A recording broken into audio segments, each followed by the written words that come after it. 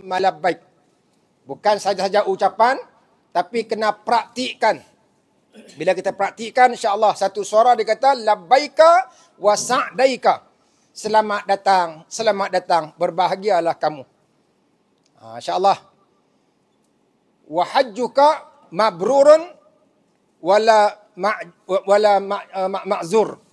Haji kamu diterima dan doa kamu tidak ditolak, insya-Allah. Baik. Yang pertama sifat sabar. Oleh itu marilah kita tengok satu video berkenaan dengan sabar ni, penting. Okey? Sila tutup lampu Ustaz. Matikan lampu supaya dia lampunya tidak bercahaya supaya kita dapat menyelami. Insya-Allah.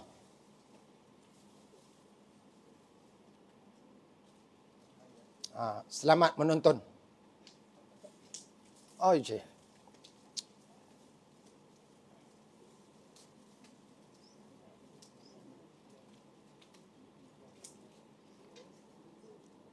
Ustaz, boleh nak cari?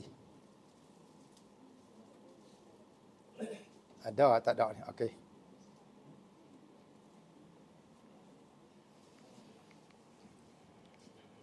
Okey, boleh okey.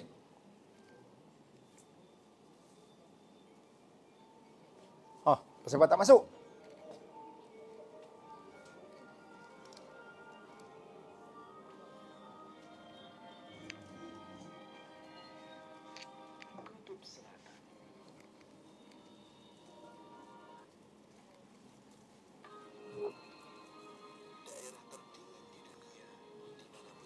Berlangsung selama 6 bulan. Mempunyai anak dalam keadaan sesulit ini memerlukan pengorbanan yang tak terkira. Baik.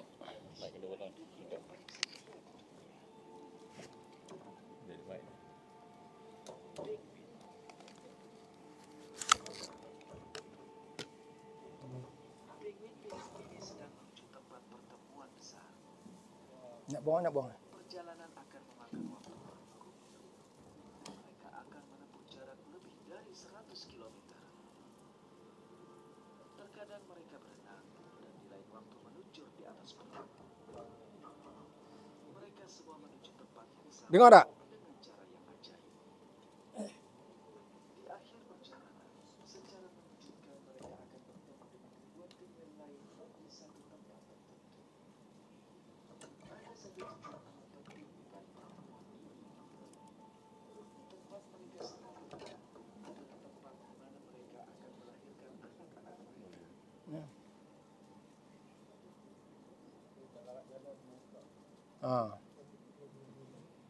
Itulah keadaannya nah.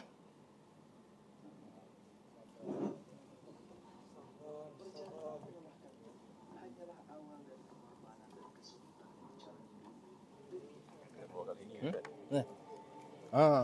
Kesulitan sebenarnya berawal setelah sang betina meletakkan telur. Sebab musim dingin akan segera tiba.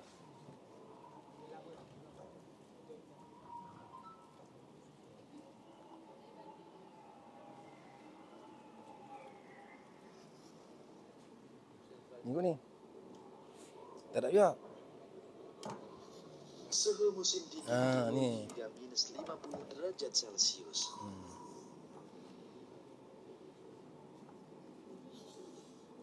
Angin berkecepatan 100 km per jam menerbangkan es dan salju. Setelah menyerahkan telur mereka kepada sang jantan, penguin betina kembali ke laut.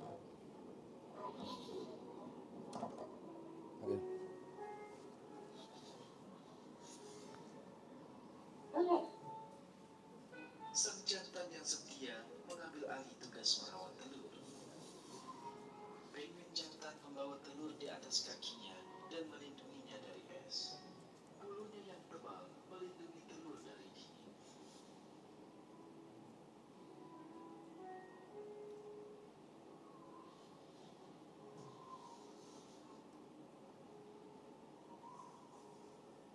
Jika jatuh di atas es, telur akan membeku seketika.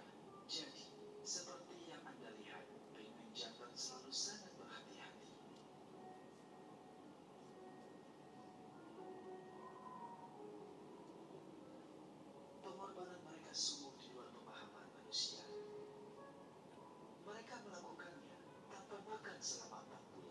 Ini dia. Mereka terus berdiri sepanjang waktu, tak pernah meletakkan telurnya barang sesaat pun. Para penguin saling merapatkan tubuh untuk berlindung dari angin yang membekukan. Selama 4 bulan musim dingin tersebut, yang dapat mereka lakukan hanyalah bersabar. Sabar.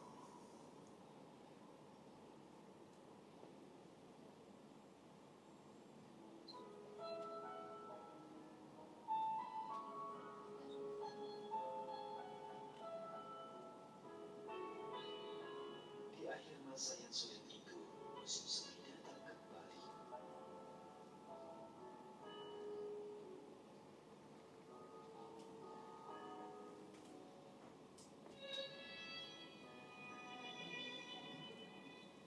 Telur-telur telah menetas dan anak-anak penguin membuka mata mereka pada dunia.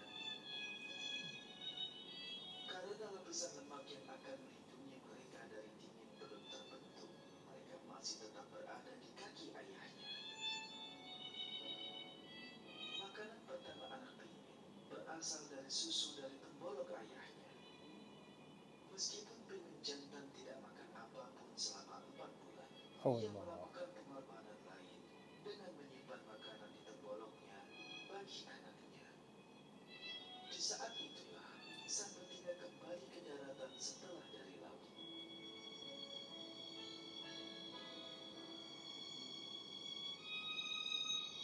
Selama 4 bulan terakhir, para betina ini juga melakukan pekerjaan lain. Mereka berburu dan menyimpan makanan di temboloknya untuk anak-anaknya yang baru menetas.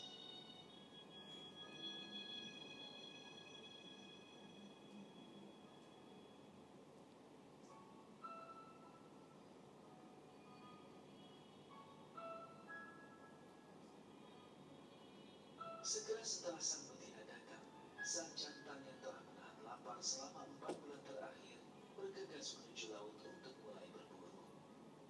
Segera setelah sang jantan makan, mereka kembali ke sarang dan melanjutkan memberi makan anak-anaknya Okey. bersama. Itu dia. Okey, buka lampu boleh. Baik.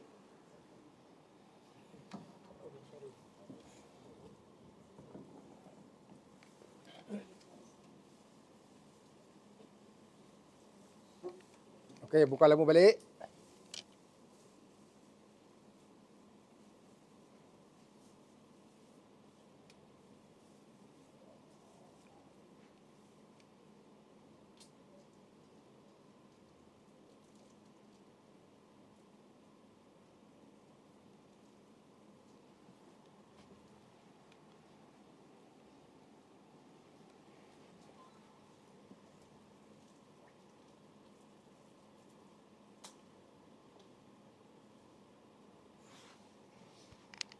Okey. Jadi macam mana? Itulah keadaannya nah. Itulah ragamnya buat kerja haji. Bermula kita daripada seorang di rumah. Lepas tu ada yang pergi dengan kapal terbang, ada yang pergi dengan berjalan kaki, ada yang naik motor, ada yang naik basikal di Mekah. Jalan kaki 6 bulan jalan. 6 bulan. Macam yang penguin tu, macam itulah keadaannya. Jadi nak selamat daripada satu ya. Dia sampai di sana, rupanya hanya kita pun sampai dekat Mekah, kita akan nampak berbagai-bagai etnik, berbagai-bagai bangsa yang berada di Mekah. Dan matlamat kita untuk apa? Matlamat kita ialah untuk mendapat haji yang mabrur. Bagi mereka, matlamat untuk nak mendapatkan anak. Nak dapat anak tu mereka kena berkorban.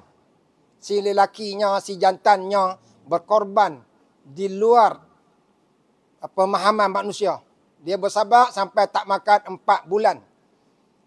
Dan mereka tak makan 4 bulan. Yang penting bagi mereka sabar. Dengan sabar itulah insya-Allah dapat melahirkan anak tadi. Jadi begitulah keadaan kita punya kerja haji, perlu bersabar. Berbagai-bagai dugaan yang kita akan terima semasa buat kerja haji. Matlamat kita pada sabar. Sabar. Lagi pula kita nak pergi Mekah ni, kita kena ada 4 beg. kena sediakan 4 beg. Sesamping beg baju kita, beg tu, tapi 4 beg jangan lupa. Masih ingat lagi orang lama? Yang pertama beg apa? Beg sabar. Beg sabar. Kena sediakan. Bila mai kepayahan, buka beg. Kalau kita mai nak makan ubat darah tinggi, kita pun buka beg darah tinggi. Makan. Jadi mai kesulitan, buka beg sabar. Yang kedua beg tawakal. Beg tawakal. Yang ketiga beg ikhlas. Ikhlas. Yang keempat beg tawakal. Yang pertama beg sabar. Lepas tu? Bukan ni lain, ni lain pula. Ni hang tak habis lagi. Ni beg kita kena buat beg kat Mekah tu. Beg sabar, beg ikhlas, beg tawaduk dan beg tawakal. Tu semua kena bawa beg-beg tu. Sebab di sana kita kena banyak sabar, kena banyak tawakal, kena banyak tawaduk, kena banyak ikhlas dengan amalan kita buat tu. Nak dapat haji mabrur ni bukan mudah, bukan payah. Bukan senang nak dapat, perlu kepada pengorbanan yang kita kena lakukan. Okey, satu. Okey, sabar. Yang kedua, kena ada sifat tauhid. Tauhid maknanya Tuhan yang tiada sekutu bagimu. Sifat tauhid. Jadi kena buangkan 4 S tu. Santau, susuk, saka, sihir. Kena buang. Sebab ramai jemaah ni yang pergi sana kena saka. Bawa saka sekali. Bawa saka sekali duk kerja berubat yang. Sat tarik. Sat tarik. Tak boleh buat kerja apa. Nak semayang tak boleh, nak tawa tak boleh, ke Arafah tak boleh. Ke Arafah dia keras. Keras cedung. Mai baca, dijegir pula. Subhanallah. Jadi kalau ada apa saka, tolong buanglah. Okey, yang ketiga, yang ketiga. Sesungguh segala pujian dan nikmat kena perlu ada sifat syukur. Kena ada sifat syukur, berterima kasih kepada Allah Subhanahu Wa Taala. Dalam ramai-ramai, dalam jutaan manusia, Allah pilih kita untuk menjadi tetamu Allah. Dalam negeri Perak ni, bukan semua. Berapa bancian penduduk di Perak? Berapa? Ada 2 juta? Ada? Banyak orang kata, tapi dalam banyak-banyak tu, adakah mereka semua terpilih? Hanya beberapa orang sahaja yang menjadi jemputan dan pilihan Allah. Jadi kena bersyukur. Terima kasih kepada Allah Subhanahu Wa Taala. Bila terima kasih ni, kita buat apa Tuhan suruh, kita tinggal apa Tuhan larang. Tanda kita berterima kasih kepada suami kita. Macam mana tanda kita berterima kasih suami kita bagi rumah, bagi kereta, bagi zuriat. Macam mana? Buat apa yang disuruh, tinggal apa yang dilarang. Itu je. Aku hari ni nak makan asam pedas. Asam pedas bang? Asam pedas ikan puyuh. Mana nak robek abang? Robek tak robek, carilah. Oleh kena sayang, sanggup nu. Pergi ke bagan nu cari. Kerana suami nak makan asam pedas ikan puyuh. Tak ada. Bukan kata nak sembang. Itulah keadaan. Mari kita kena bersyukur, buat apa Tuhan suruh, tinggal apa Tuhan.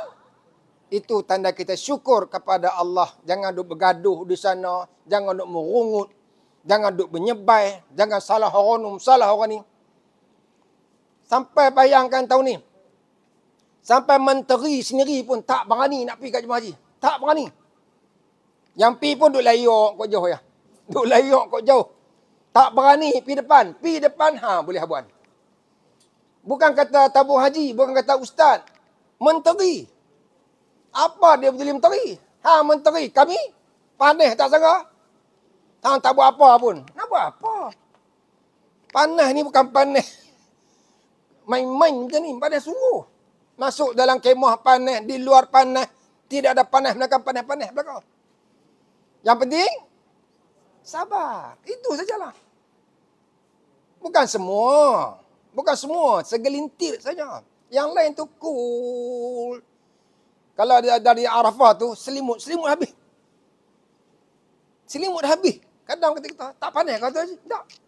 Hak lain tu, kain atas tak ada dah.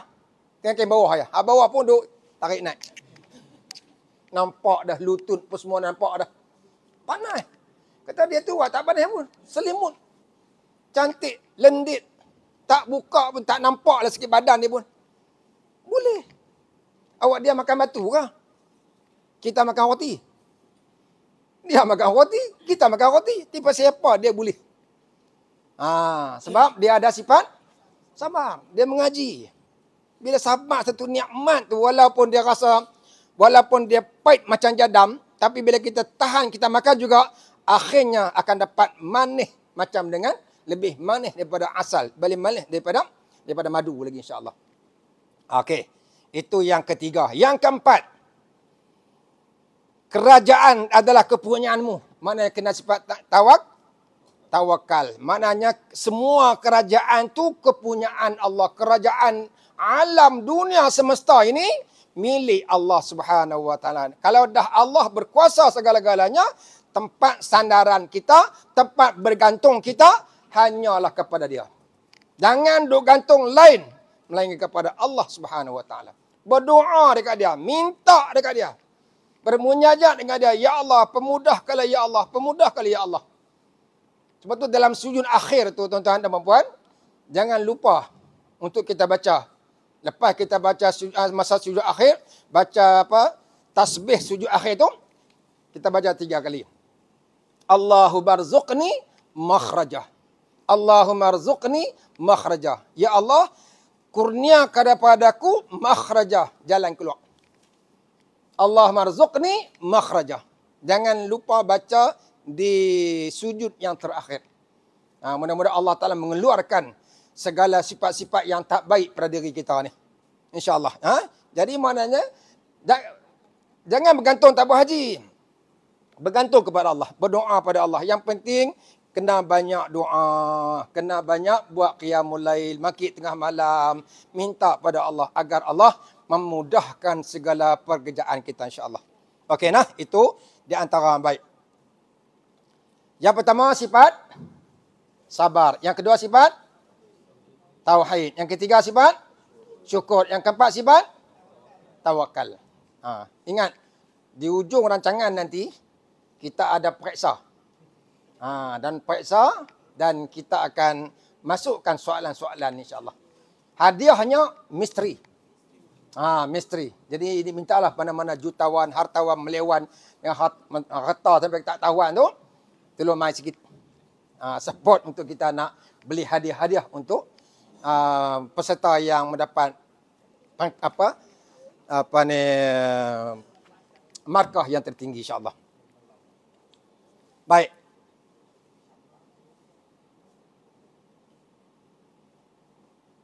Baik insya-Allah.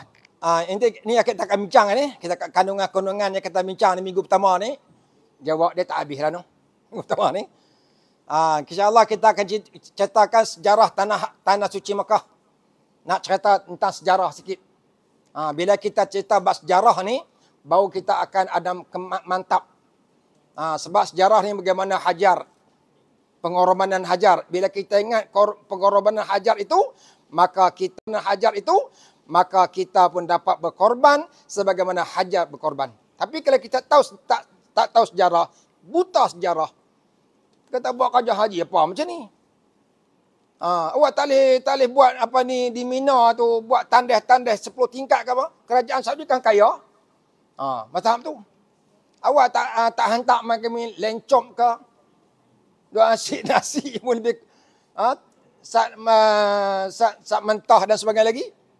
Jadi bagaimana orang-orang dulu susah untuk melakukan ibadat kepada Allah Ta'ala dan mengharapkan keredaannya. Sanggup berkorban. Jadi kita pun korban macam mereka korban. Pasal apa? Kita nak keredaan Allah. Bila Allah reda, subhanallah, hidup kita bahagia dunia dan sampai ke akhirat nanti insyaAllah. Baik. Kita tengok sejarah penemuan Nabi Adam dan Hawa, sejarah Nabi Ibrahim dan isteri dan anak-anaknya. Lepas tu yang kedua, adat kelebihan tanah haram Mekah, kelebihan tempat-tempat mustajab doa. Nak sentuh juga. Dalam kita pi ni sampai kita tak berdoa. Berdoa pun kita tak kenal tempat dia. Ada tempat-tempat yang mustajab. Mustajab ni maknanya doa yang confirm diterima. Yang kita mustajab ni. Doa yang diterima. Tempat-tempat tu. Jadi kita pergi Mekah nanti kita carilah tempat-tempat yang kita mengaji ni supaya doa kita diterima oleh Allah Subhanahu Wa Taala. Jangan duduk doa dalam bilik ya. Nah. Ni haram tak nak pergi langsung. Pi hari pi ya. Lepas tu sembahyang dekat bilik. Semua dekat bilik. Tak pi dah. Pasal apa? Panas. Panas. Bila panas tu jadi diri dia jadi panas habis. Na'udzubillah.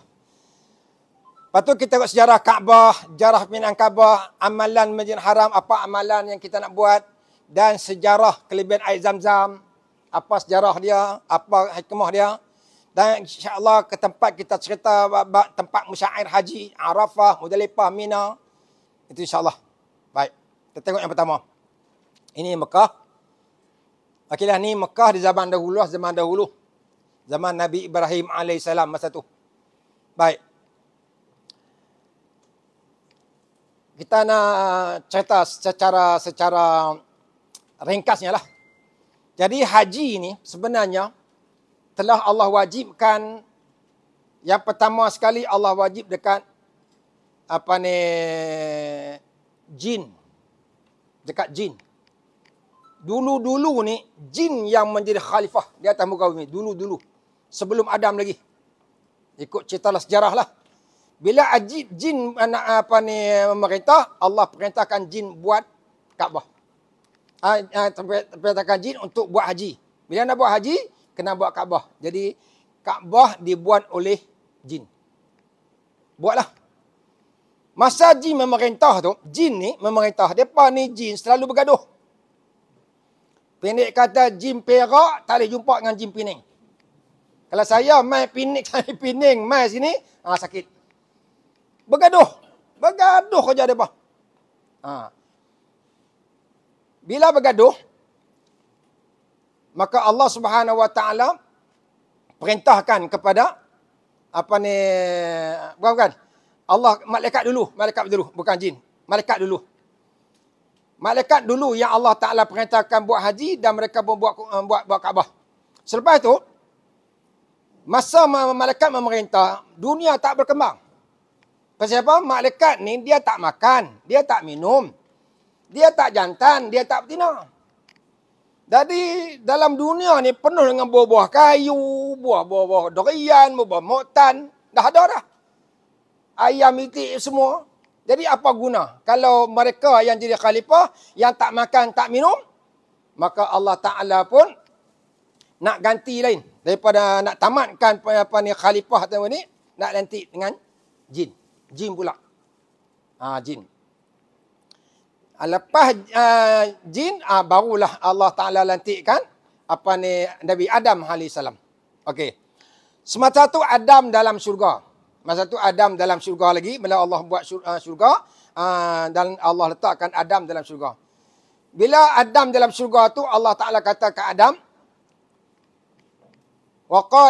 kata, wahai Adam, dalam Quran disebut,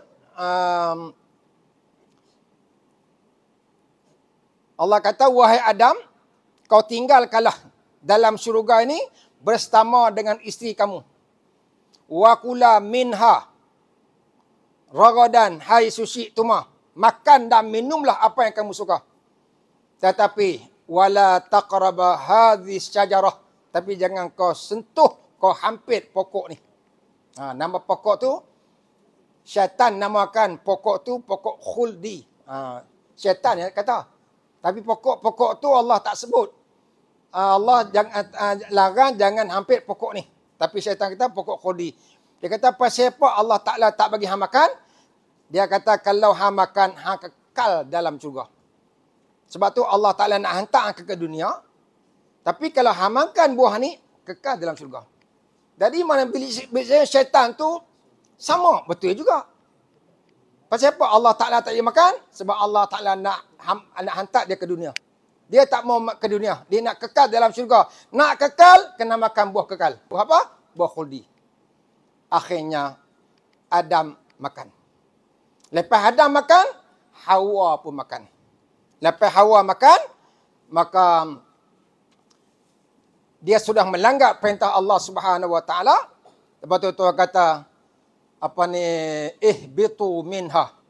Tuhan kata, turunlah kamu daripadanya, daripada syurga. Keluarlah, bukan keluar. Ihbitu minha, dipersilakan keluar daripadanya.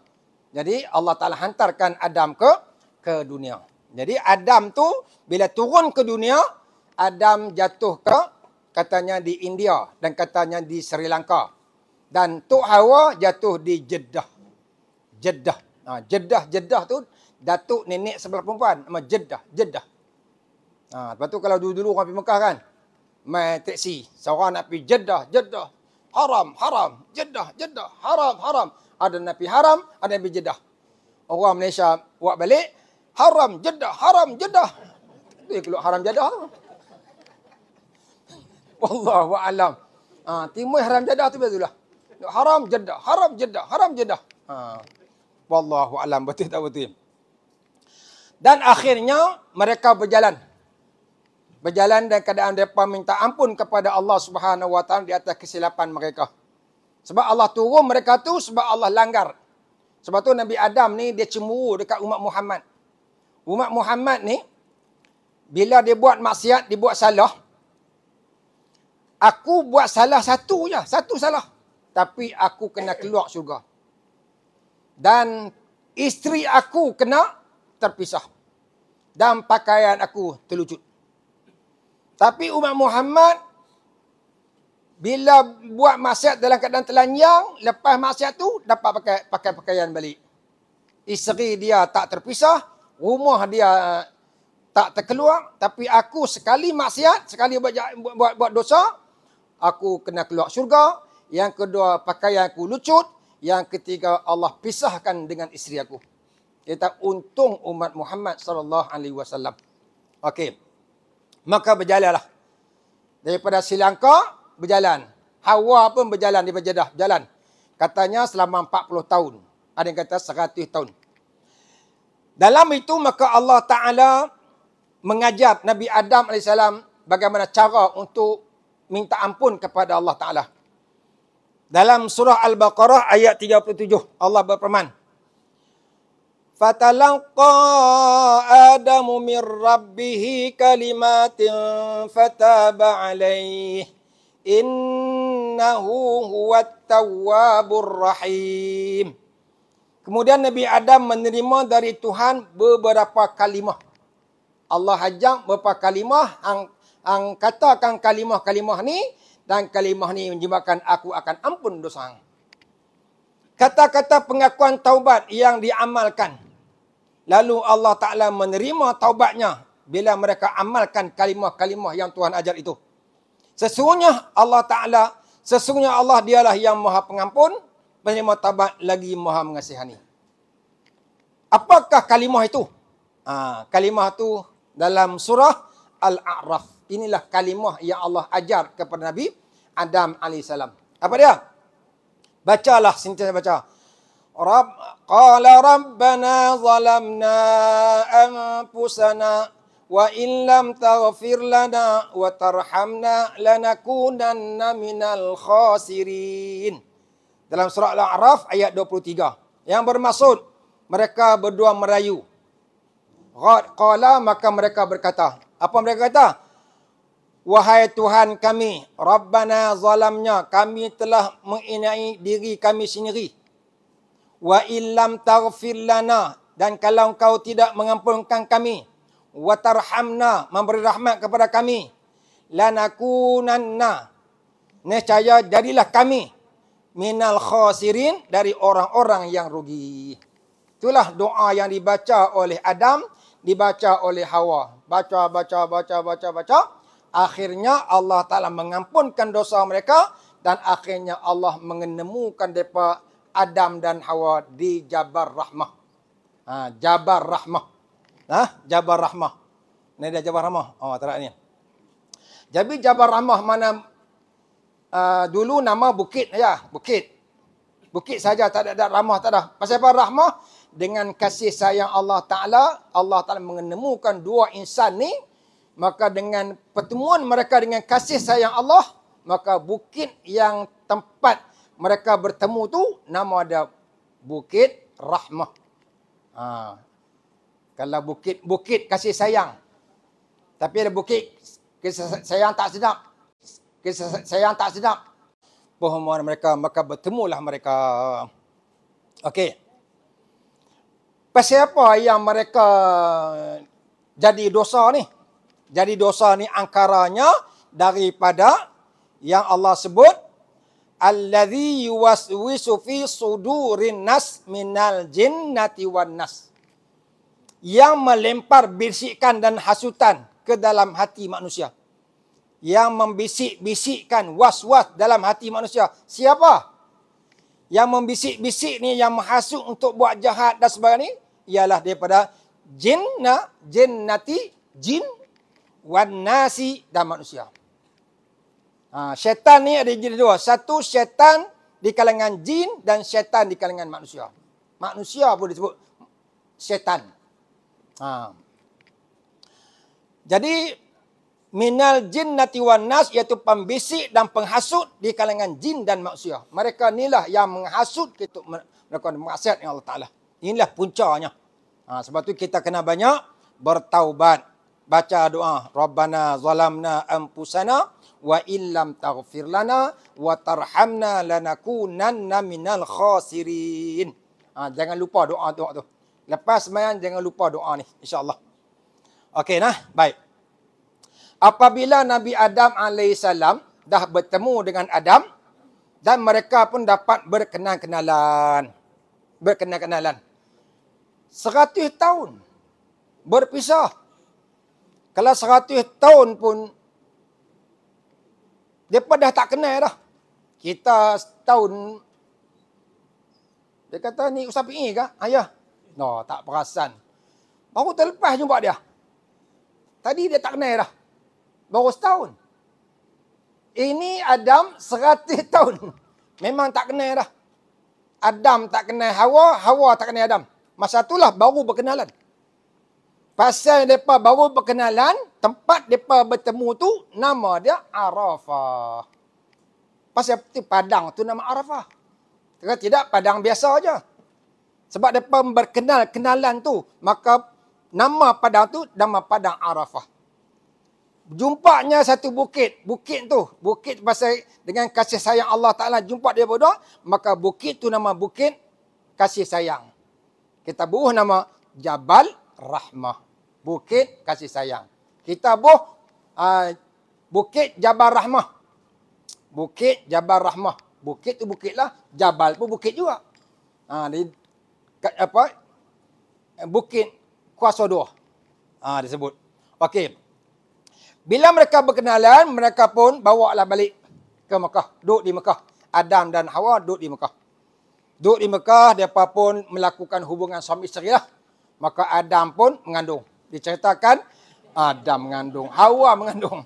Ialah Adam yang bagi Hawa mengandung. Kalau tak tabi Adam, Hawa tak mengandung. Jadi kenal tak ada? Sikit bahasa ya. Adam mengandung, mana Adam yang mengandungkan Hawa tu. Hawa mengandung, dia sekali mengandung, kembak, kuntum. Dan lagi. Dia mengandung selama 20 kali. 20 kali mengandung. Keluar dua. Last kali, keluar seorang. Lelaki. Jadi 20 kali, 40. Hak yang 20 tu seorang. Berapa? 3. Berapa lelaki, berapa perempuan? Berapa lelaki? Kembak. Mai hak ujung sekali 20, tak kembak. Keluar lelaki je. 20 lelaki, 9 perempuan. Hak yang 20 tu lah, nama dia Syed alaihi salam. Jadi Nabi. Jadi mana anak Adam seorang jadi Nabi. Jadi tak mustahil lah. Anak tu imam, anak tadi tu imam. Kan? Anak tu imam. Anak pasal apa tadi imam? Pantun dekat. Anak kucing demam, minum ayak tawak. Bapak tu imam, anak jadi kawak. Tu pasal. Anak kucing demam, minum air tawar. Bapa tu imam, anak jadi kawak. Pun ada. Jadi dalam 20 orang tu, 39 orang tu, hanya seorang saja jadi Nabi. Syed alaihi salam. Okey, tak apalah. Itu cerita panjang lagi. Okey. Habis semua, dah anak dia besar-besar. Allah Ta'ala perintahkan supaya anak tu dikawinkan. Nak kahwin dengan siapa? Adik-beradik mereka dia. Masa tu disyariatkan boleh kahwin dua beradik. Boleh kahwin dua beradik. Tetapi syarat kena selang. Kena cross. Jadi mana kambang dia, yang pertama anak sulung nama Khabil. Khabil dengan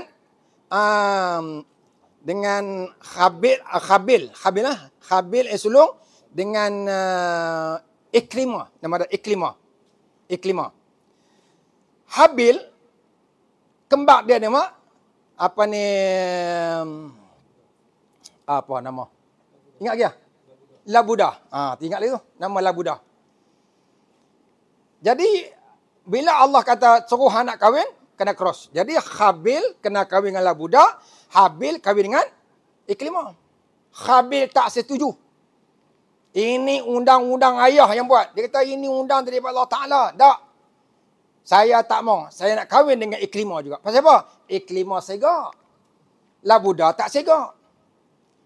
Jadi segak tak segak ini perintah Allah. Tak mau. Saya nak kahwin juga dengan Ikrimah. Apa jadi pun. Satu ayah dia kata, kalau begitu, naklah kamu buat korban. Siapa korban diterima, maka ambillah apa yang kamu suka. Maka tersebutlah dalam surah Al-Ma'idah ayat 27. A'udzubillahi minasyaitanirrajim.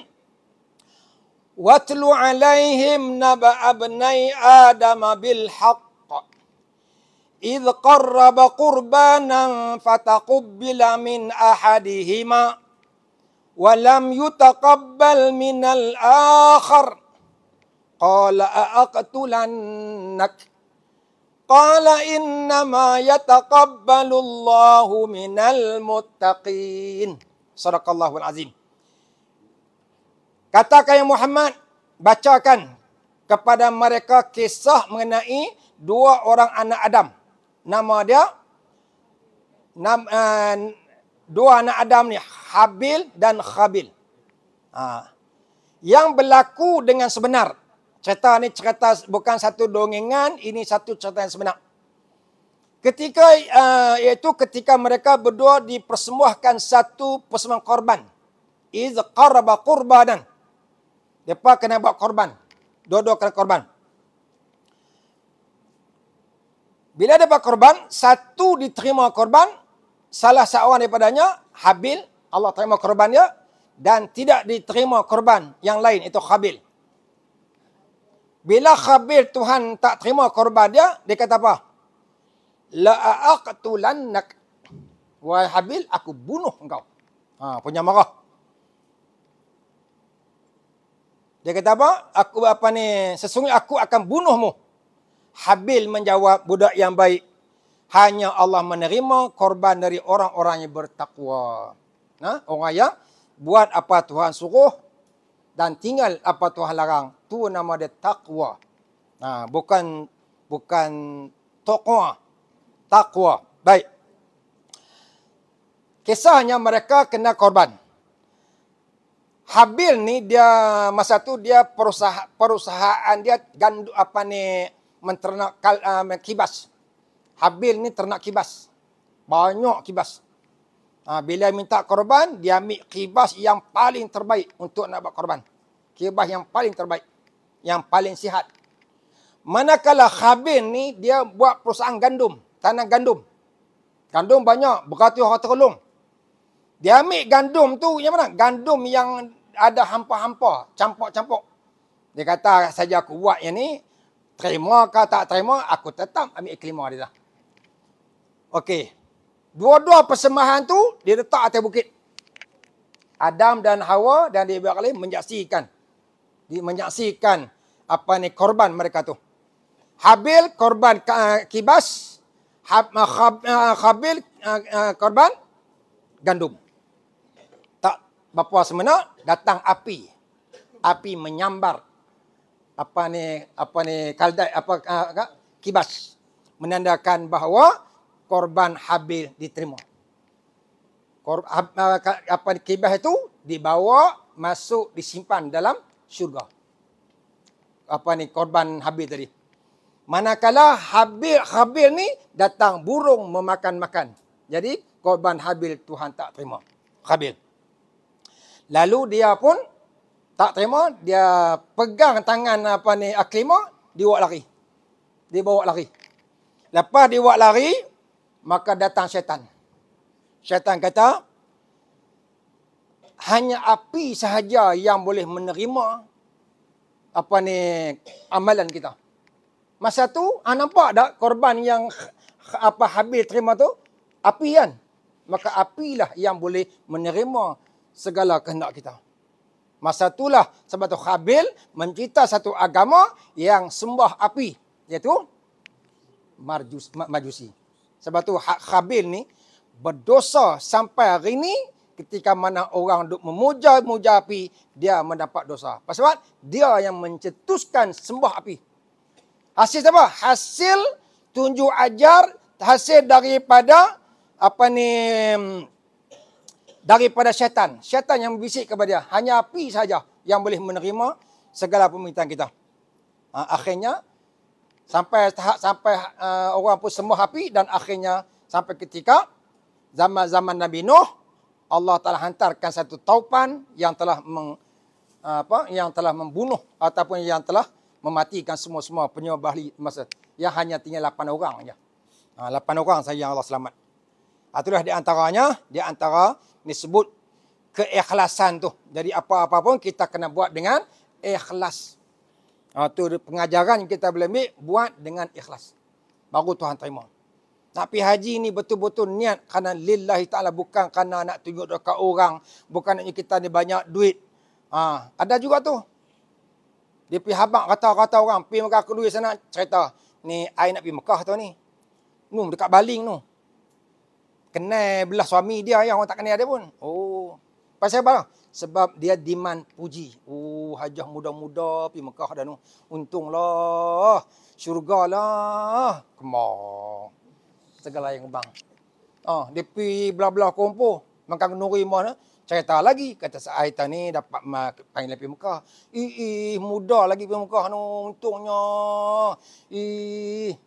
Kemar. Sebab di demand pujian dan sebagainya. Ini. Itu tak mau. Kita nak, kalau boleh jangan beritahu siapa. Kecuali mak pak kita, dik-beradik kita, kenalan yang dekat-dekat, beritahulah. Tapi jangan sampai warak sangat. Warak sampai siapa tak beritahu. Mak dia tak beritahu, adik-adik dengar-dengar di Mekah dah. Warak, itu bukan warak. Itu namanya wakrak, dia panggil. Wakrak. Ada juga, tak beritahu. Cuma nak jaga hati. Dah teruk sangat sampai mak sendiri pun tak jumpa ni. Nak minta redha mak, minta doa mak dan sebagainya lagi. Itu dah melampau dah tu. Jadi apa-apa kita buat, kita kena ikhlas. Dengan cerita, dengan keikhlasan sahajalah Allah menerima segala permohonan dia. Kita nak haji mabrur, betulkan niat. Niat kerana Allah Subhanahu wa ta'ala. Niat tu. Niat baik, dapat baik. Niat jahat, dapat jahat. Ini satu cerita. Cerita ni selalu cerita dah. Tapi ada yang tak dengar kan. Nama dia Muhammad. Mat pergi rumah Tok Guru. Mila nak pergi rumah Tok Guru, bawa lah pisang. Buah tangan. Menjumpa Tok Guru. Ni buah pisang sikit ni. Mat, terima kasih lah Mat. Hang duduk mana ni. Okey. Tok Guru nak balik lah. Okey. Milah. Perempuan dia Milah. Contohlah nah. Atau kalsum. Kalsum. Ada ni apa-apa buah tangan bagi kat Mat ni. Tak ada abang Bang Haji. Yang ada kambingnya. Bagi kambing kat dia. Buat pisang dapat kambing. Balik semangat jalan. Yunis jumpa. Mat, main mana? Main rumah Tok Guru. Kambing, Tok Guru bagi. Aku buat pisang. Tak ada bagi kambing. Alhamdulillah. Kalau hang bagi pisang dapat kambing. Kalau aku buat kambing. Mungkin unta ke baga. Dia tak betul dah. Dia bawa lah kambing. Tujuan nak demand besar lagi. Pi, ni bawa tunggu. Assalamualaikum tunggu. Waalaikumsalam. Ni kambing sekok ni. Bang mudah-mudah akan menyusah kau mak. Oh, dah asyik sikit ah. Tu lama-lama sembang tunggu nak balik lah. Okey. Inilah ataupun som. Ada apa som? Tak ada bang. Yang ada pisang. Bagi pisang.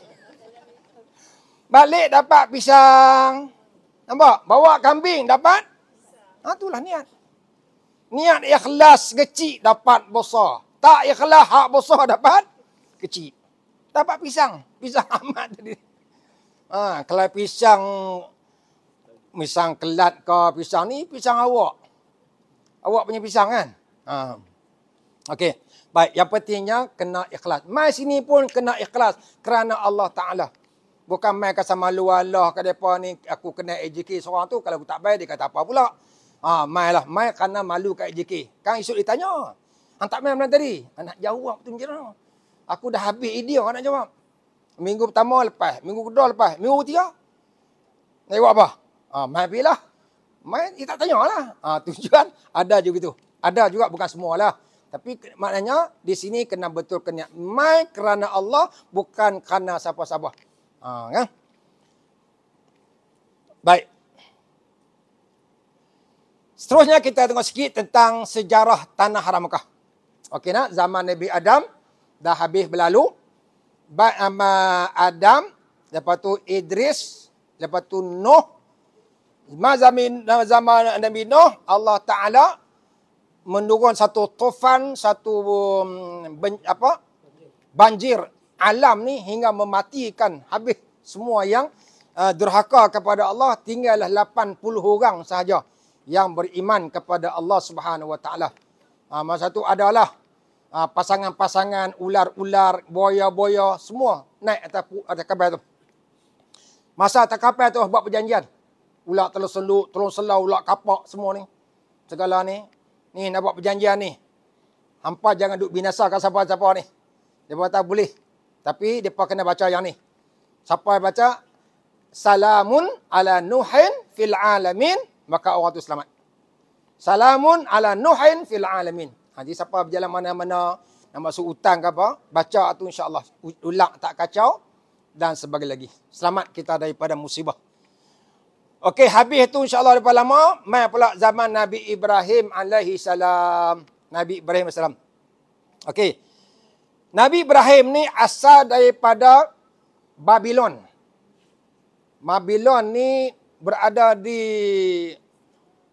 utara Iraq tu, Babylon.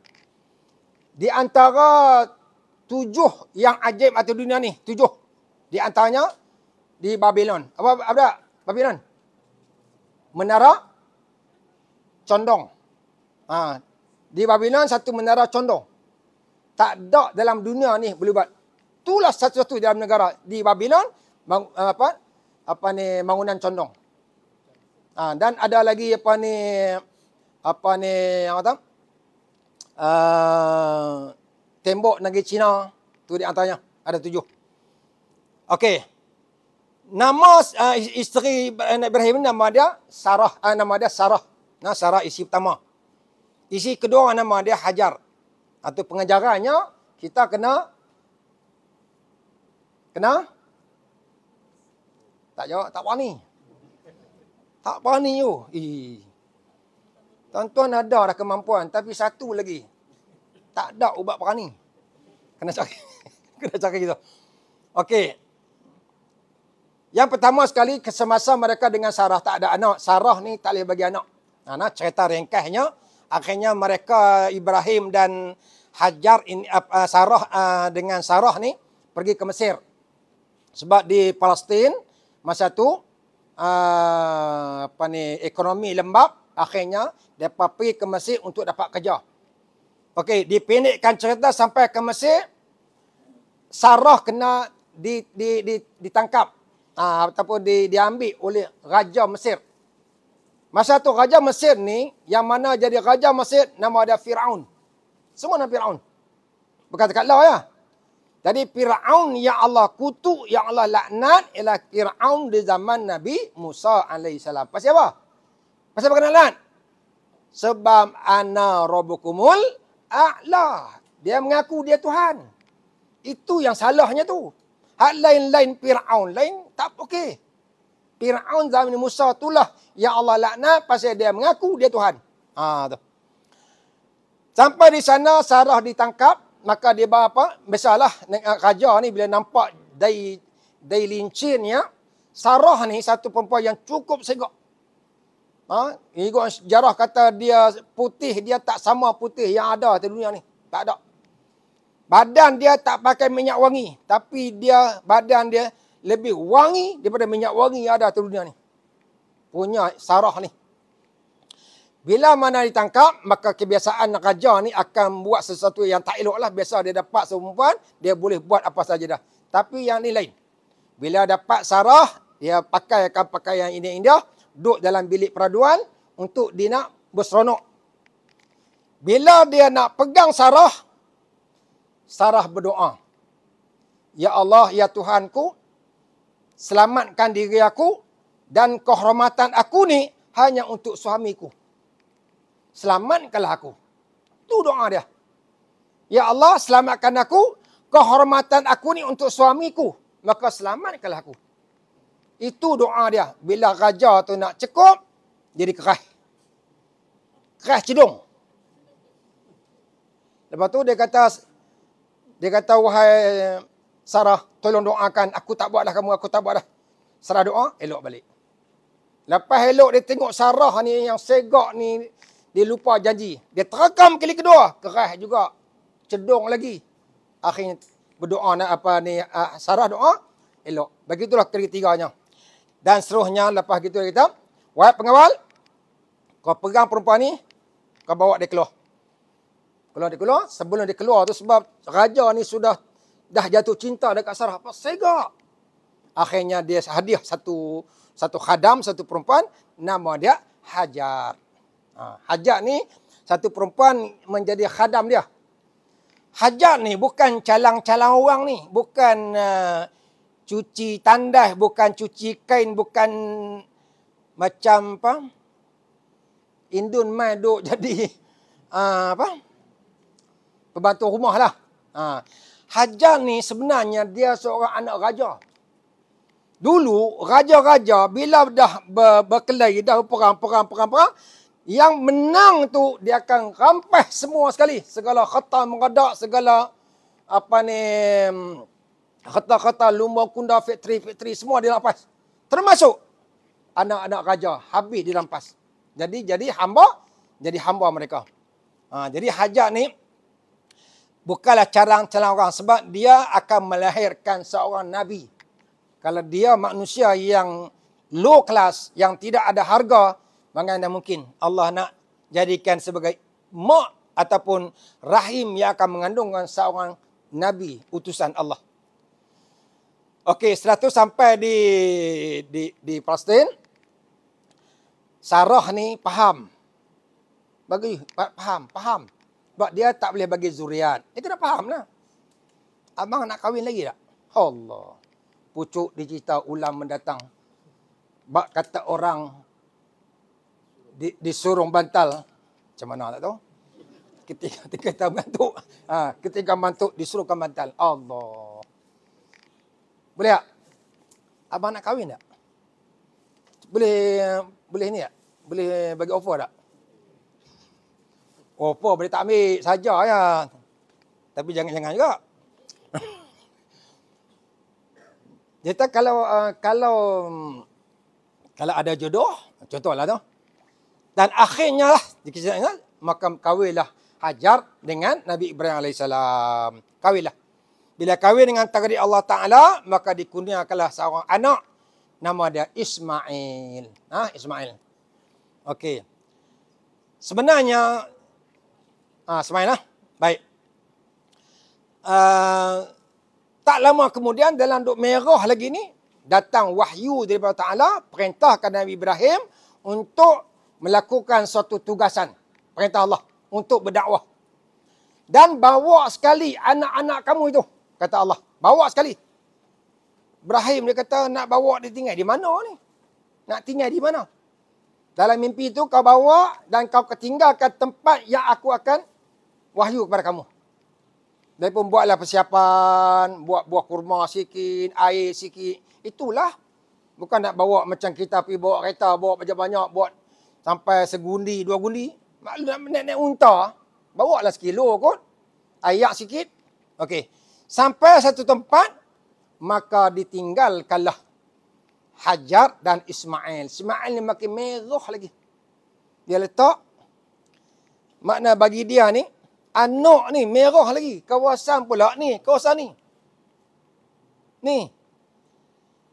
Letak di sini.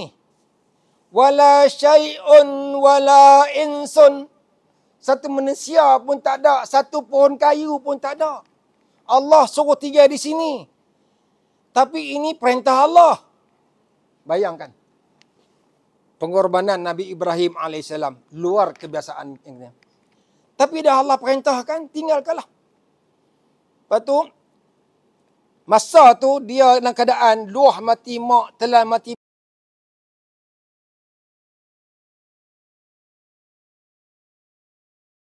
Perintah Allah Ta'ala meninggalkan keluarga Siti Hajar Ismail di Mekah. Tempat yang Allah Ta'ala wahyukan. Di sini dah, mana Mekah ni? Ni jalan di antara Syam. Syammi, Yamani. Ni Yaman. Sebab kita tengok sini. Ni, 3 ban. Ini Syammi, Syam. Ini Yamani. Ini Hijau Aswad, Iraqi. Ada 4 no? Iraqi, Syammi, Yamani. Ni Yaman. Ni. Ni maknanya lalu lalang orang-orang yang dari Syam, Yaman, Syam, Yaman, ulang ni. Jadi tak ada sekok Malaysia pun yang singgah. Nak singgah apa? Apa pun tak ada. Di sini tinggalkan. Okey. Ketaatan Nabi Ibrahim kepada Allah Ta'ala dan bertawakal. Ini perintah Allah. Yang selebihnya aku berserahlah kepada Allah. Allah suruh tinggal, maka insya-Allah Allah yang menjaganya. Okey. Di semasa ditinggalkan anak dan Hajar, maka dia berdoa. Doa ni Ibrahim, Allah merakamkan dalam surah Ibrahim ayat 37 dan 38. Ni ayat ni. Jadi sebelum dia nak pergi, dia letak anak dia, letak bekas-bekas air pun semua, makanan semua, dia pun berdoa. Bila dia berjalan, dia hilang daripada pandangan anak-anak dia, pandangan isteri dia, dia pun berdoa. Rabbana inni askantu min zurriyati biwadin ghairi dhi zar'in inda baitikal muharram. Rabbana liyuqimus salah faj'al afidatan minan nas tahwi ilaihim warzuqhum minas samarat la'allahum yashkurun. Rabbana innaka ta'lamu ma nukhfi wa ma nu'lin wa ma yakhfa 'ala Allahi min syai'in fil ardi wala fis sama'. Shadaqallahul azim. Surah Ibrahim ayat 37 dan 38, muka surat 260, juzuk yang ke-13, turun di Mekah ayat ni. Apa maksud dia? Wahai Tuhan kami, sesungguhnya aku telah menempatkan sebahagian zuriat keturunanku di sebuah lembah. Ni. Zurriyati biwadin ghairi dhi sar'in. Lembah tanah suci yang tidak ada tanaman padanya di sisi rumahmu. Ainda baitikal muharram. Di sisi rumahmu yang diharamkan menceroboh. Ini satu hing, satu tanda. Satu masa nanti Nabi Ibrahim akan balik. Akan balik jumpa anak dia dan dia akan buat Kaabah di sini. Ni dulu tak ada Kaabah lagi. Satu hing, satu masa nanti dia akan balik semula dan dia akan bina Kaabah bersama anak dia. Ini satu tanda lah. Wahai Tuhan kami, Rabbana, mereka di tempat di sini supaya mereka mendirikan semayang. Moga-moga mereka lah yang akan menjadi contoh melalui meramaikan ibadat semayang di rumah yang suci ini dan memakmurkan dengan ibadat. Jadi maknanya mudah-mudahan mereka ni buat semayang dan mereka menjadi contoh daripada orang lain. Oleh itu, faj'al af'idatan minan nas. Oleh itu, jadikanlah hati sebagian dari manusia tertarik, gemar kepada mereka. Af'idatan minan nas tahwi ilaihim. Supaya kehidupan mereka terjamin di lembah yang tidak ada tumbuhan. Jangan mereka sampai sengsara kerana bumi amat kering. Dan kurniakanlah warzuquhum minas samarat la'allahum yashkurun. Kurniakanlah, anugerahkanlah rezeki kepada mereka dari berbagai jenis buah-buahan hasil tanaman. Semoga mereka bersyukur. Jadi kita pergi Mekah hari ini, kita akan tengok buah-buah kayu ni, ya Allah. Walaupun mereka tak menanam, tapi hasil-hasil buah-buah kayu yang masuk dekat Mekah tu segar-segar, besar-besar. Kalau nak makan buah limau tu, nak cekak pun tak boleh. Limau Abu Surah dia panggil. Manis, ya Allah. Di sini jangan dicari. Kat Mekah ada. Buah-buah delima besar-besar. Dan nanti akhir zaman nanti, buah delima tu boleh jadi payung kita. Satu masa nanti buah delima akan membesar dan lepas kita buang tu, boleh buat payung. Akhir zaman nanti. Nila ni delima makin besar, makin besar, makin besar, makin besar lah kan. Lah duk di Syam ni besar kelemui. Kan?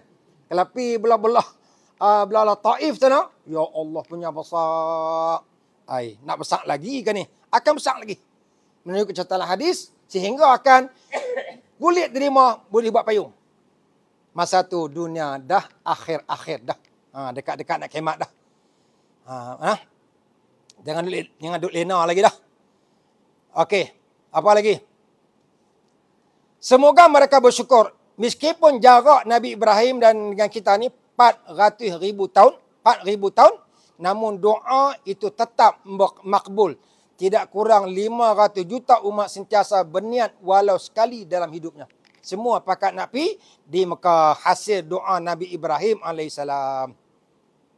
Rabbana, wahai Tuhan kami, janganlah engkau, sesungguhnya engkau mengetahui akan apa yang kami sembunyikan. Yang ini keikhlasan Nabi Ibrahim dan anaknya. Jadi keikhlasan yang dilakukan Ibrahim dan anaknya sungguh di luar pengetahuan manusia. Hanya Allah Ta'ala mengetahui. Menegakkan tauhid dan ikhlas Nabi Ibrahim dari muka bumi sampai bermula di Babylon, Palestin dan Tanah Arab. Menegakkan tauhid dan ikhlas. Dan apa yang kami zahirkan, yang tiada kami sesuatu pun di langit dan bumi, yang tersembunyi kepada Allah. Segala pujian adalah untuk Allah yang telah mengurniakan aku dikala aku telah tua. Ismail dan Ishak, sesungguhnya Tuhanku adalah mendengar lagi akan doa kita, insyaAllah. Ini doa Nabi Ibrahim. Okey. Setelah dia doa, dia pun pergi, maka tinggallah Hajar bersama anak dia. Jadi Hajar pun satu masa nanti, mula-mula bila anak dia menangis, disusukan. Lapar, bagi makan buah kurma. Sehari, 2 hari, 3 hari, minggu, bulan. Akhirnya, sampai ke tahap, bila nak makan, air dah tak ada. Bila nak makan, buah dah tak ada. Nak minum, air tak ada. Sampai susu dia pun dah kering. Nabi Ismail meronta-ronta menangis kerana kehausan. Bagi susu dah kering. Hajar menangis bermohon kepada Allah. Ya Allah, apa yang harus aku lakukan, ya Allah? Anak aku, demi anak aku menangis, meronta-ronta. Kalau anak tu meronta menangis, mak tak tidur. Tapi ayah, insya-Allah boleh tidur. Maknanya ayah tu sabar. Maknya tak sabar. Sabar kena ke dia.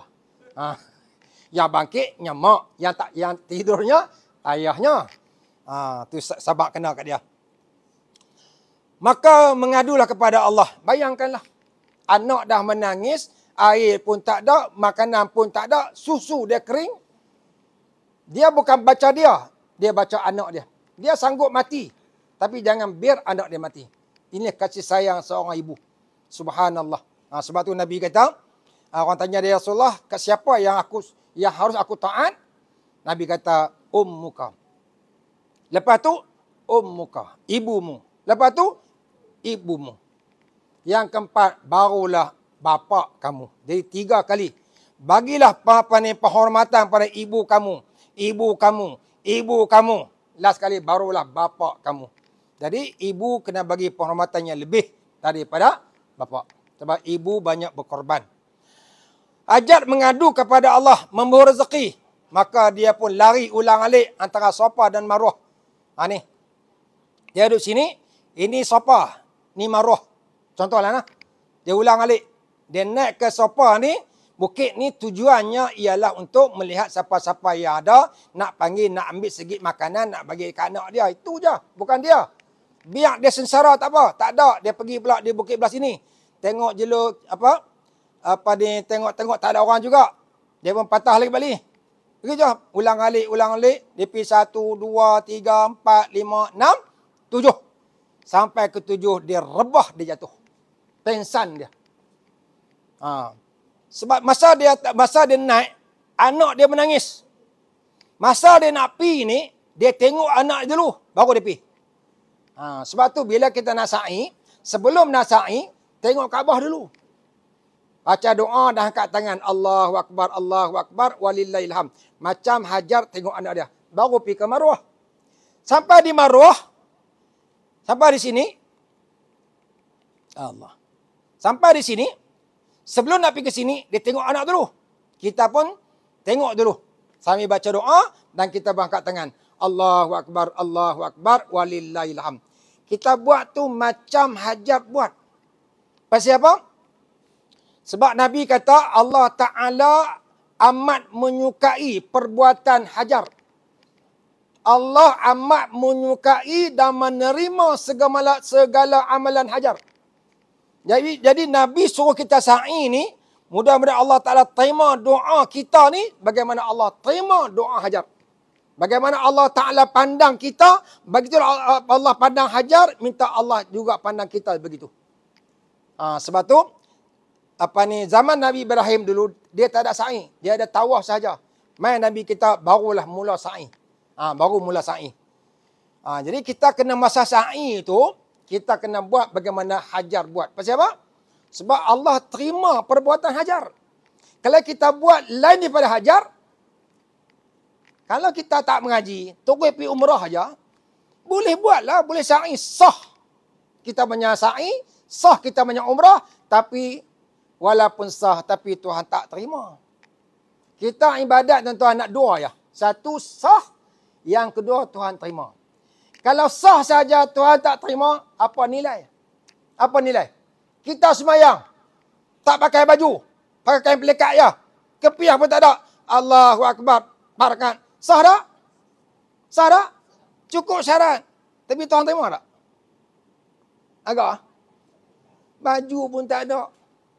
Kalau kita lah bagi markah lah kata, tengok ni Haji Umar semayang tak pakai baju. Okey, kita bagi markah dia.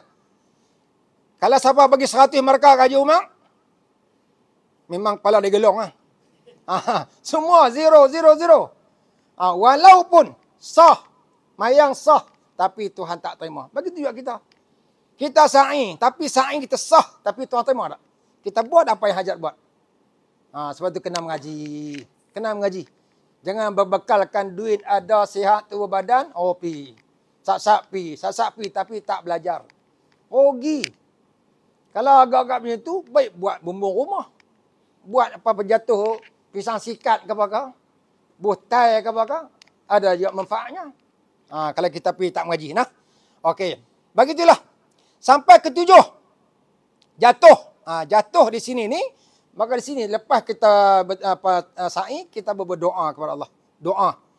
Jatuhkan doa kita di Marwah. Terimalah tawaf kami, terimalah sa'i kami, terimalah doa kami dan sebagainya lagi. Okey. Akhirnya bila dia sedang saja, dia teringat anak dia. Anak aku. Macam tu kot. Tu saya kata. Dia mungkin begitulah keadaan. Dia pun celapak main ke anak dia.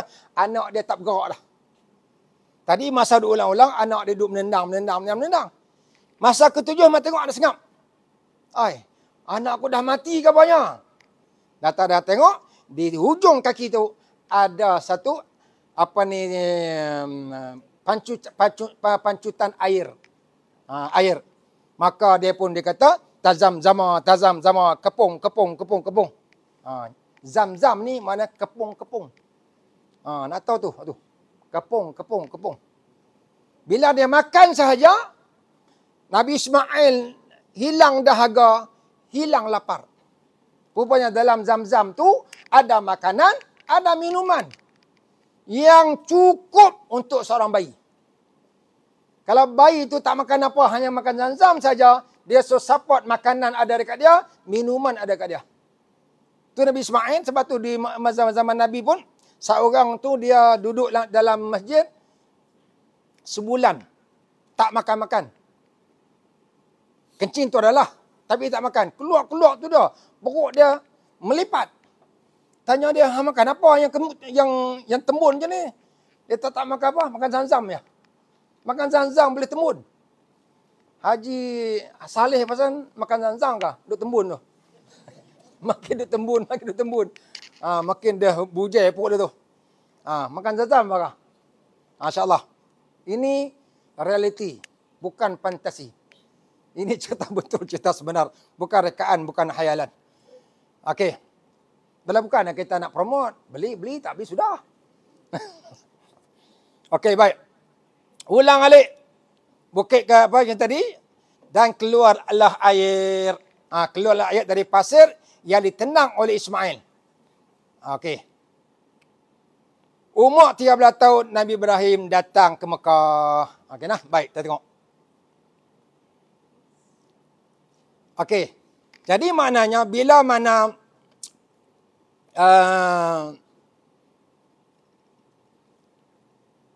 umur 13 tahun. Bukan, ni mana? Okey. Masa umur dia 13 tahun. Mana dia? Ni kira nak habis kan ni? Bila nak habis dia buat perangai lah. Ni patah balik kah?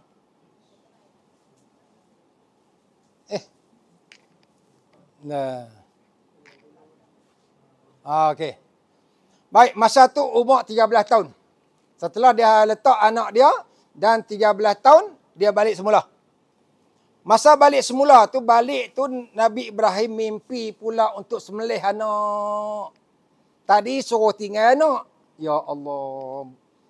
Berperang antara kasih sayang dengan ketaatan. Anak sayang, perintah Allah. Anak sayang, perintah Allah. Mana nak pilih? Perintah Allah.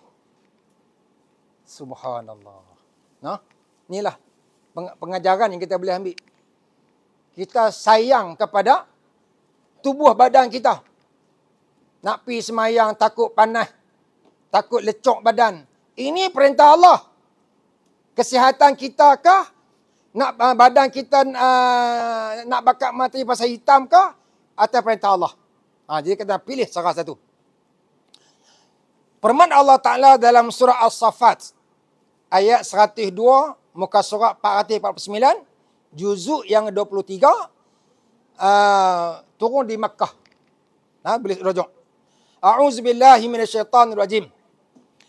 Falamma balagha ma'ahu as-sa'ya qala ya bunayya inni ara fil manam anni asbahuka fanzur madza tara. Qala ya abati if'al ma tu'mar. Satajiduni insya'allahu minas sabirin. Sadaqallahul azim. Maka tak kala anak itu sampai kepada umur yang membolehkan dia berusaha. Maknanya 13 tahun lah. Nabi Ibrahim mengata kepada anak dia, Qala ya bunayya, wahai anak kesayanganku. Ya bunayya, ya abuya. Kalau abuyanya, wahai bapa yang ku kasihi.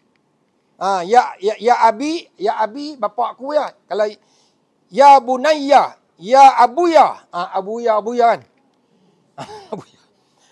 Wahai anak kekasihku, wahai anak yang menjadi kesayanganku, ini sesungguhnya aku ara fil manam. Aku lihat dalam mimpi aku ni, ini sesungguhnya aku asbahuka, sembelih engkau. Aku mimpi malam tadi, aku sembelih hang. Panzur, apa pandangan kamu? Apa pendapat kamu? Ma tara. Maknanya, apa pandangan kamu? Apa lagi nak kata? Apa pandangan kamu? Apa hemat kamu? Sini dia kata apa? Apa pendapatmu? Qala, kata Ismail budak yang baik, ya abatif, wahai bapa kesayanganku, if'al, lakukanlah ma tu'mar, apa yang diperintahkan. Buatlah apa yang Allah perintah ya, buatlah. Satajiduni, insya-Allah engkau akan dapati aku ni, insya-Allah dengan izin Allah, minas sabirin, akan sabar, akan tahan menerima apa yang diperintahkan oleh Allah Subhanahu wa taala. Anak yang baik, subhanallah. Nah. Baik. Maka mereka pun lakukanlah. Ini mimpi pun masuk mimpi yang kedua. Yang ketiga. Yang pertama tak layan, dua tak layan. Ketiga mimpi yang sama juga.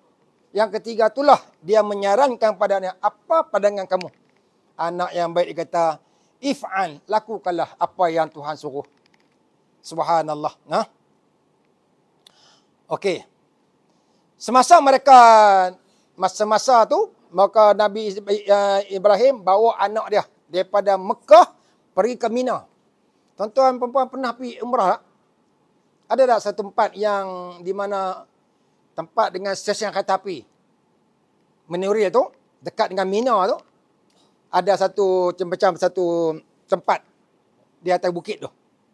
Tempat di mana Ibrahim sembelih anak dia. Nampak tak? Tak nak pergi? Pernah pergi kan? Okey. Situlah. Berapa kilo tu? 7 kilo. Berjalan. Masa itulah, Demai.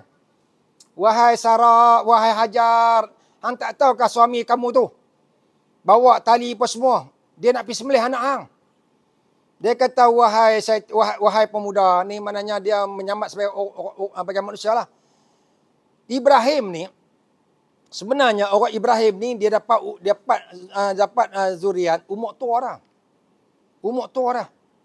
Sebab tu orang tua-tua dapat anak, dia sayang lebih. Macam kita, umur tua dapat cucu. Allah. Sayang lebih tu. Dengan cucu duduk dengan Tok Wan, hancur cucu tu. Hancur. Apa tak hancurnya? Apa anak dah? Berloza. Kereta. Nak kereta api. Dengan cucunya pecah kepala lah. Dengar cucu sakit, terbang pergi tu. Naik kapal terbang. Cucu sakit di hospital. Kalau anak, 2, 3, 4 kali fikir. Sebab apa? Sebab dia tua. Lepas tua dapat anak. Ni nak habang kata, Nabi Ibrahim dah tua dapat anak. Bagaimana dia sayang dekat anak tu, tapi Allah suruh tinggalkan. Suruh tinggalkan. Sayang ni tak tahu nak kata lah. Orang tua. Ni nak habang. Sebab tu, lepas tu mai pula dia tua, suruh sembelih anak dia pula. Tadi suruh tinggal, lepas tu suruh sembelih anak. Anak dah payah dapat. Dengan Sarah kahwin tak dapat anak-anak. Dapat anak-anak pula dapat anak. Mai dengan Hajar baru dapat seekor seorang. Tu pun suruh sembelih pula.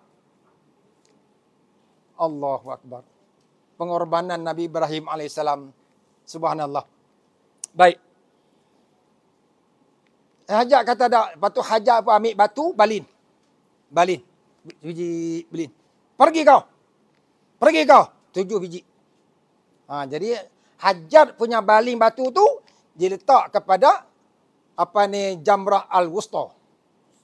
Lepas tu dia pergi kacau pula Nabi Ibrahim Ismail. Wahai Ma'e, ni ayah hang ni nak bawa hang pi ni, nak pi sembelih.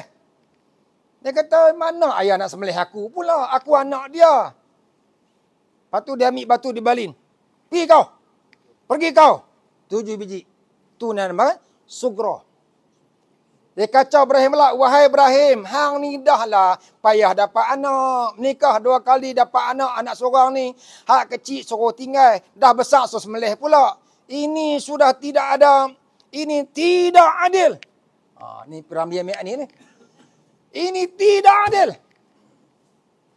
Ibrahim kata dia ambil batu dia balin. Puak. Hak Ibrahim tu nama dia Kubra. Sebab tu ada 3 jamrah. Sugra tu Ismail, Wusta tu Sarah dan Kubra tu adalah simbolik itu. Okey. Muka mulalah. Mula. Inilah di antara dialog. Tapi duduk selak dalam buku tu memang tak ada lah. Selak ke mana pun tak akan nampak. Inilah dialog di antara Ismail dengan ayahnya. Seorang ayah mampukah mendengar, menerima dialog yang anak yang baik ni? Dia kata apa? Ayahku, ikat kuat-kuat supaya aku tidak banyak bergerak. Allah, meleleh air mata Ibrahim. Ayahku, tanggalkan pakaianku supaya tidak terkena darah, supaya ibuku tidak terhalu melihatnya. Wahai ayah, tajamkan pisaumu supaya cepat pelaksanaan penyembelihan agar meringankan penderitaan rasa pedihku. Anak yang baik, subhanallah. Ayahku, sampaikan salamku kepada ibuku. Berikan pakaianku kepadanya untuk menjadi penghibur dan dalam kesedihan dari putra tunggalnya. Allahu Akbar. Nabi Ibrahim ni dengan penuh kasih sayang ini berkorban di antara kasih sayang dengan perintah Allah. Mana nak buat? Kasih sayang ke perintah Allah? Dia pilih perintah Allah. Allahu Akbar. Jadi dalam kita duduk nak berkelahi di sana, nak berkelahi. Allah tanya, nak pilih nak berkelahi ke, nak sabar ke? Kena tanya dia kita. Sabar. Walaupun kita betul. Dia ambil tempat kita. Tilam tu tilam aku. Dia mengaku tilam dia. Ini tidak adil. Berkelahi ini Tuhan tak bagi. Tuhan suruh sabar. Nak pilih hang nafsu ke, hang nak pilih perintah Allah? Pilih apa? Sabar. Ni nak ajak kita ni. Sebab tu kita nak tahu sejarah ni. Nak ajak kita supaya kita bersabar. Apa juga berlaku ni? Ini perintah Allah. Ini nafsu aku. Ini perintah Allah. Aku nak ikut nafsu ke? Nak ikut Allah? Contohilah Nabi Ibrahim AS. Lepas tu kita tonjolkan sejarah-sejarah ni. Bagaimana pengorbanan Nabi Ibrahim. Bukan satu cerita dogengan, rekaan. Khayalan. Satu cerita fantasi. Ini cerita realiti. Yang berlaku dalam kehidupan Nabi Ibrahim AS. Supaya ditontonkan pada kita hari ini. Supaya kita juga mendapat keredaan Allah. Sebagai Nabi Ibrahim mendapat keredaan Allah. Dan kita pun mendapat keredaan Allah. Sebab itu Nabi Ibrahim disebut sebagai Ibrahim Khalilullah. Nabi Muhammad Habibullah. Nabi Muhammad kekasih Allah. Ibrahim Khalilullah. Kekasih Allah. Punya dia taat dan kepatuh kepada Allah. Dan kita juga sebagai hamba Allah. Alhamdulillah. Ini tulisan derma, tulis nama apa ni? Hamba Allah. Oh, nak tunjuk alim. Nak tunjuk warak. Padahal tak warak pun. Dia jadi wakrak. Subhanallah. Akhirnya berlakulah penyembelihan. Bila sembelih sahaja, dia pun pegang pisau dengan air mata meleleh ni. Pegang. Dia pun bismillah. Mata dia tu, pisau tu betul-betul leher anak dia. Betul-betul leher anak dia. Lalu dia tak sanggup melihatkan wajah anak dia. Dia pejam mata. Bila pejam mata, dia geluh. Dia geluh. Habis dia geluh. Habis. Dia pun terlepas pisau. Terlepas pisau. Kita pun sembelih lembu, lepas pisau. Pasal apa? Tak tahu pasal apa. Dia lepas. Lepas pisau. Dia tak ambil pisau tu. Ni pasal apa lepas tu? Dia suruh lepas. Siapa suruh? Depa. Yang sembelih tu pun tak tahu apa benda. Nak lepas. Buat apa? Ambil lah pisau tu. Nabi Ibrahim bukan dia suruh lepas. Dia dah tak sanggup dah. Bila dah dia dah lepas sembelih, dia dah habis dah. Anak aku. Memang anak dia. Jatuh pisau dah. Last kali nak tengoklah wajah anak yang terakhir selepas sembelih. Dia buka mata. Buka mata dia terkejut. Bukan leher anak aku, tapi leher kibas yang dikorbankan oleh Habil zaman Nabi Adam AS, dan korban itu ditaruh dalam syurga. Ketika Ibrahim nak sembelih, Tuhan kata, ya Jibril, cepat kau ambil kibas itu, kau gantikan leher Nabi Ismail AS. Ibarat dapat Jibril terbang sekuat-kuatnya, ambil kibas itu menggantikan. Masa dia sembelih tu, masa dia pejam mata tu, malaikat tukarkan anak dia sembelih. Dan dia tengok sebelah kanan dia, anak dia sedang senyum melihat kelakar ayah dia. Allah berpeluk, ya Allah. Allahu Akbar. Bayangkan, itu satu hadiah daripada Allah Subhanahu Wa Taala. Maknanya kita korban ni tuan-tuan. Kita korban ni, jadi kemuncak haji ni, dia ada korban. Nah, di sana ada korban. Sebenarnya, kita nama korban, tapi sebenarnya bukan korban. Anak dia. Jadi, kita habiskan duit kita tu, memang kita habis. Sebenarnya tak habis. Allah ganti balik dengan korban yang kita buat tu. Ganti dengan benda-benda lain lah. Ganti dengan sihat badan, aman sentosa dan sebagainya lagi. Maknanya duit korban 500 riyal tu tak habis begitu saja. Allah ganti balik. Bagaimana Nabi Ibrahim sembelih anak dia. Tapi Allah ganti balik anak dia. Diganti dengan tengkuk kibas, dan anak dia terselamat. Senyum melihat ayah dia. Berpeluk-peluk mereka. Maka datang tu surah, wahai Ibrahim, kau membenarkan mimpi kau. Subhanallah. Ujian demi ujian. Begitulah kita buat haji. Pergi Mekah tu terus terima ujian dah. Makan tak sedap. Dengan panas. Apalagi dengan teringat kebun. Lepas tu tak apalah di peringkat Mekah. Sampai di Mina, di Arafah. Tu dia dah mula dah. Kemuncak haji di Arafah. Dengan nak kencing ayak tak ada. Kencing dengan orang duduk queue. Kita nak terkencing tak sanggup. Ya Allah. Apa lama oi. Nak terkencing tak sanggup. Sabar. Sabar. Luar dugaan, ya Allah. No? Rasa cik tak mau api. Tak wala sehebat macam mana. Tak ada yang mati. Tuhan uji saatnya.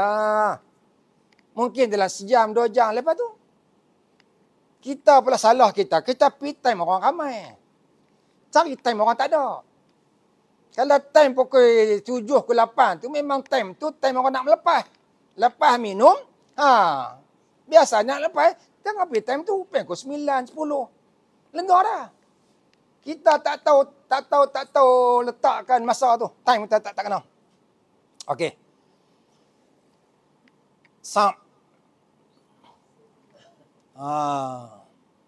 Asyrah wa nus. Asyrah wa nus maknanya 10.30. Asyrah 10, nus setengah. Bukan nisfu. Okey. Banyak lagi noh. InsyaAllah kita nak cerita bab sejarah dulu. Nanti kita akan bab haji saya. Benda-benda ni kita nak tekankan supaya tuan-tuan lebih bersedia untuk menghadapi segala dugaan, cubaan, dugaan daripada Allah Subhanahu. Tapi yang jamimah, wala takhaf wala tahzan innallaha ma'ana. Jangan takut, jangan susah hati. Allah bersama kita. Minta pada Allah. Dengan minta pada Allah, insya-Allah. Yang penting, yang masalahnya kita lupa Allah. Kita tak ingat ke Allah. Duk minta, oh tabung haji oi. Tabung haji oi, hampa buat kerja macam mana ni? Lama dah kata buat kerja. Puluh-puluh tahun dah. Takkan macam ni jadinya. Hampa tak mikirkan apa-apa ke? Oi. Jadi orang gila pula. Aku tak sabit mai haji ni. Tak tahulah dia kata. Nasib baiklah aku mai haji. Kalau aku tak mai haji, pasal hampa kena habis dengan aku. Itulah berlaku. Kita ni awat orang tua ni. Dia duduk melalut seorang-seorang. Bila dia hilang pertimbangan. Dia seolah-olah dia tak ada Allah. Dia hana hajar tabung haji lah. Duduk mengadu. Tabung haji oi. Tabung haji oi. Mai tengok kami ni. Tabung haji macam kita jugalah. Dia ni buat apa? Minta pada Allah. Ya Allah. Ya Allah, kau pemudah urusan Allah. Allahumma yassir wa la tu'asir. Allahumma yassir ya karim. Ya Allah, pemudahkan, jangan menyulitkan. Wahai Tuhan yang mulia. Doa ini jangan ditinggal. Mula hari ini sampai bila pun di mulut kita. Allahumma yassir wa la tu'asir ya karim. Allahumma yassir wa la Ya Allah, pemudahkan, jangan menyulitkan. Wahai Tuhan yang mulia. InsyaAllah, Allah akan bantu kita. Ingat, saya lupa. Kita ni itulah. Mudah ingat, mudah lupa. Itulah orang tua. Okey, insyaAllah kita tengok lepas ni. InsyaAllah saya pun tak mau nak makan masa tuan-tuan. Jadi sebelum kita habis, ada soalan? Ya.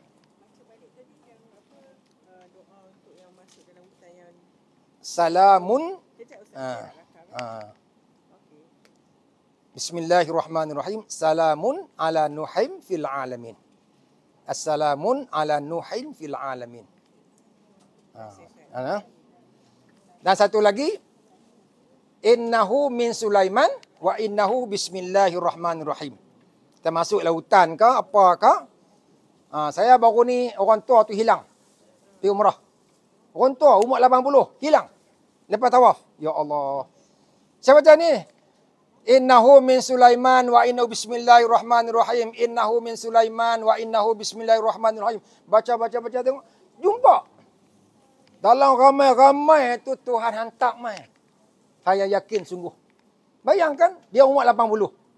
Orang dekat Kaabah ni sama aja. Kata dia putih, orang lain putih juga. Kalau dia hitam, berlambak hitam.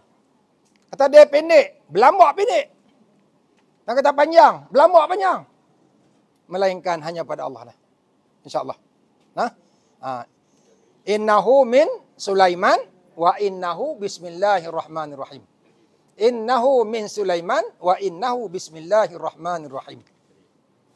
Innahu min Sulaiman wa innahu bismillahirrahmanirrahim. Okey, ada soalan lagi? Ada? Nanti minggu depan saya bawa hadiah. Siapa boleh baca doa ni, bagi hadiah. Ada soalan? Ini soal? Fahim Tom?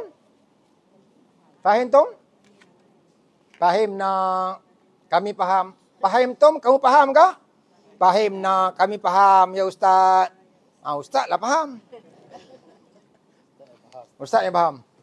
Okey, kalau tak ada apa soalan, insyaAllah minggu depan kita sambung balik insyaAllah.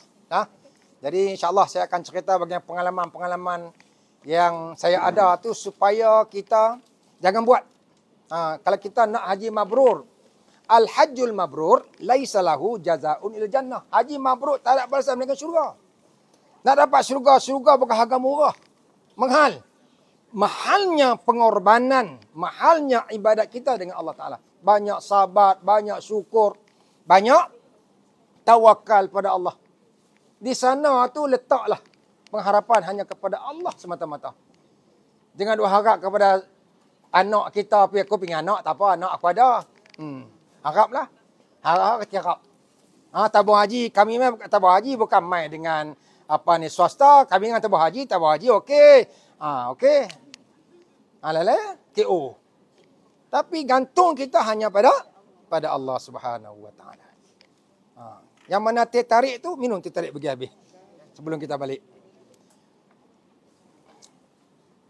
Okey, satu lagi sama-sama kita. Allahumma salli salatan kamilatan wa sallim salama taman ala rasul Muhammadin alladhi tanhallu bihil uqadu wa tanfariju bihil kurabu wa tuqda bihil hawaiju wa tunalu bihil raghaibu wa husnul khawatimi wa yustasqal ghamamu biwajhihil karim wa ala alihi wa sahbihi fi kulli lamhatin wa nafasin ونفس بعدد كل معلوم لك اللهم صل على سيدنا محمد وعلى آله وصحبه وبارك وسلم اللهم حسبنا حسابا يسيرا اللهم حسبنا حسابا يسيرا اللهم حسبنا حسابا يسيرا اللهم ارزقنا توبة نصوحا قبل الموت اللهم ارزقنا توبة نصوحا قبل الموت اللهم ارزقنا توبة نصوحا قبل الموت Ya Allah, Ya Rahman, Ya Rahim. Kami bersyukur kehadap-Mu, Ya Allah, pada malam yang mulia ini dapat kami sama-sama duduk dalam majlis ilmu. Ya Allah, Ya Rahman, Kau berilah kami kepahaman, Ya Allah. Berilah kami kepahaman, Ya Allah, dalam ilmu haji ini, Ya Allah.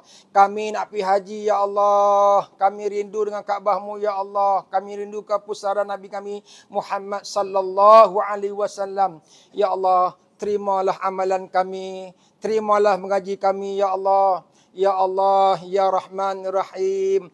Pilihlah kami untuk menjadi tetamu-Mu, Ya Allah. Sudah sekian lama kami menanti, Ya Allah. Hingga ke badan kami yang muda sampai badan kami dah tua, Ya Allah. Daripada badan kami yang sihat, Ya Allah. Hingga kami dah mulai tak sihat, Ya Allah.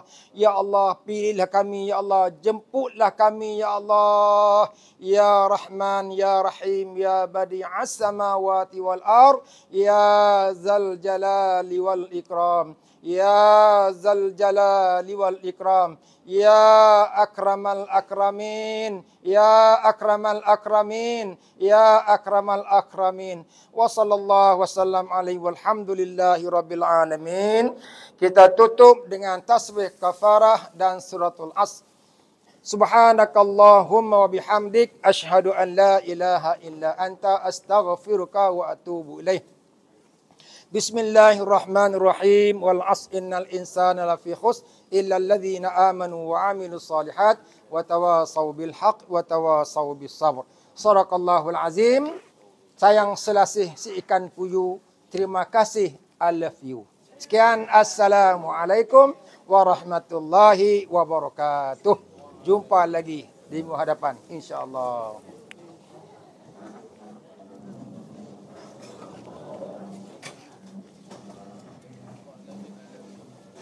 Sebelum balik dah tengoklah Zam-Zam kok kenan. Allah. Terima kasih. Minggu depan Ustaz bawa tu minyak. Ya. Minyak dok. Allah kasih. Ya sama. Allah. Yang kitab tu. Kita insya-Allah minggu depan. Oh, buku tu. Ni berapa orang nak? Berapa orang? Dapat sewa 50.